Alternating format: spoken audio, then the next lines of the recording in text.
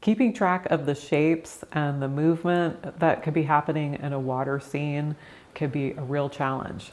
So today in this video, I'm going to share with you ways to break down all of the complexity that we see and really enjoy the process with some small and simple studies.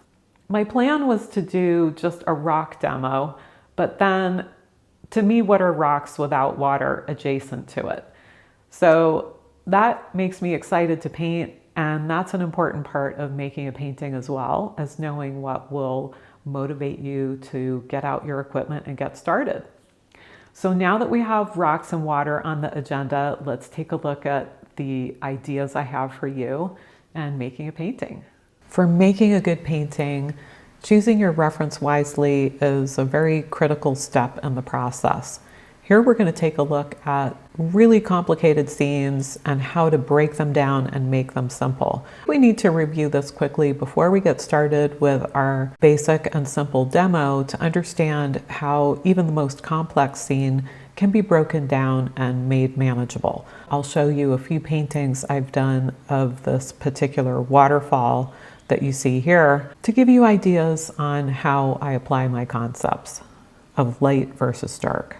It's important to sort photos before your project to understand how picking the right reference can bring clarity and focus to your project. You want to make your life easier before you even get started painting. These photographs show what to do when working on gathering reference. You don't want to have a scattered pattern of light and dark mixed. It's much better, as you see on the right, these examples show a clear division of light versus dark. And this is what you want to be looking for when you're gathering reference. I'm not saying the other no photo is necessarily a bad photo. It's pretty exciting, but you really want to sort your values, especially when you're beginning a project with water, whether you're painting on location or not. These examples show work that I've done on location, and my brain is working on compartmentalizing the rocks versus the water in this light-dark division. In this larger studio painting, you can see I've used some of the studies and definitely my experience painting on location. So in the beginning, for beginners or those starting out, definitely the way to begin is to be starting with this idea of a sharp division of light versus dark. I'm Lashley. Welcome to my studio. I love helping students break down complicated subjects into simple exercises. Okay, now we're ready to get started on our project for understanding this favorite tip of mine for working on water and rock paintings. Don't think of this as complicated. It's actually super simple to be thinking of a light object with a dark background or a dark object with a light background. So these two studies are going to show you just that. Let's get started. I'm putting out some oil paint here on my palette. I do paint solvent-free. I have made a video on painting without toxic solvent in the studio, so you might want to check that out here. Meanwhile, for this demonstration, I have transparent oxide, a blue, and 2 reds plus yellow and white. I'm going to divide my panel in two and do the top study of these dark rocks and a white or light channel of water. I've soft forwarded through a few of the intermediate steps, but basically the process is going to be the same for each painting with kind of a sketching and drawing tone in the beginning part. I'm using cobalt and transparent oxide with a number 2 brush thinned with a little water and my water mixable oils.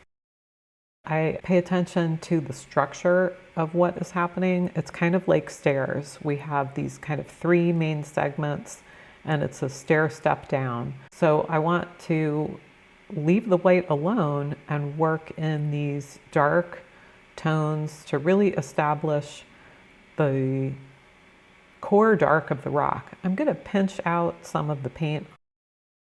And next I'm going to edge into a little bit more white, and this would be for the top of the rock. This is an important step. I want to try out a couple of different colors to make sure I'm still staying dark, but I am edging the rock just a little bit lighter. Here you can see I'm working with kind of a pink tone. Next up will be a bluer tone, and I'm working with these kind of slab shapes in a number 6 brush. We're going to take a closer look here. This top study is only 6 by 6 inches, and I just thought it was a great way to really nail down this concept of these dark rocks and kind of saving the white channel of the water. A lot of people have trouble with rocks, but really the issue for working with the rocks is to keep them really chunky. Notice the slab marks that are going on. I'm pushing with the brush to get this kind of angular feel to the light. I'm also trying not to overblend them. In the next segment for the lower photo, we'll see how I'll do softer rocks, but these I wanted to keep kind of craggy. So now I've mixed a mid-tone for the water, and this is the base so that I could put in the white kind of foamy highlight at the steps. So I did save that, and I'm working with that part of the canvas, that little bit of the waterfall. But I'm working with 2 colors, the yellow and the blue in the light range. And I'm just piling that on. I'm trying to keep my colors not over blended. I'm edging it a little bit bluer towards the base of the rocks, and then I kind of smush the brush around to look like foam. When I'm going in with the water mixture, I'm not thinking of the top area of water. I'm almost building it from underneath. So the kind of under foamy milkshake area of the rock and water mixture, and then building up towards that foamy, frothy top note. And then I'll go in and actually put dark accents once again at some of the junction points between the mass shapes of the rock and the water channel. And here too, I'm working with the falls. I'm tucking in just a few darks at the base to integrate the dark rocks with the light channel of water. So after doing all those highlights, I went back to some dark, and now I'm back to the final tiny little marks of some highlights. Next up, we're going to look at the second stream demo with these rounder rocks, and I just kind of start sketching in some egg shapes for them. I have an idea of the layers of calm water. When the water is calm, it's usually a darker color, meaning that's when I try to look for lighter rocks just to make my life easy. And especially when students are starting, it's really good to make these divisions. And I'm not sure how much of that background I'm going to feature with the secondary rocks in that area. I am starting with the mid-tone of the water. Often I'll do that. I'll start with an area that is like further away from the viewer, such as the water, and then leave the rocks to finish later. And here I just painted out those kind of bluish gray rocks in the background.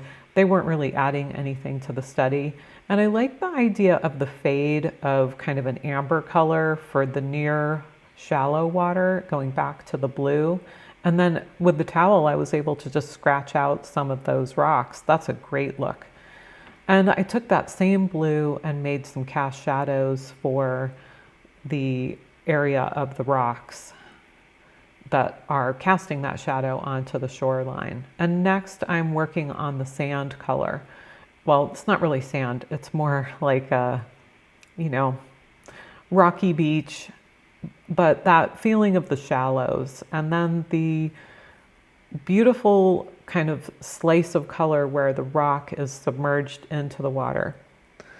I do offer in-depth tutorials in my online program, and you might want to check that out if you want to paint at a slower pace with me or paint live.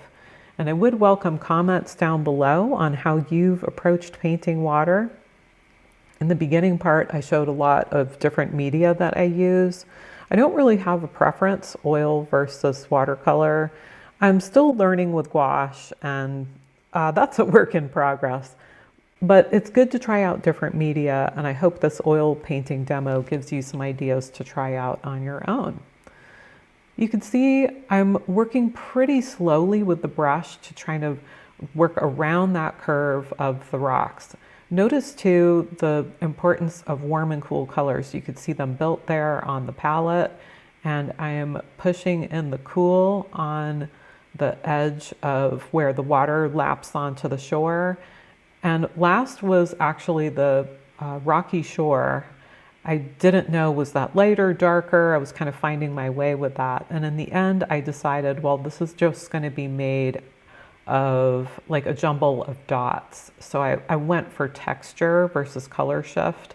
And I did like the leaves.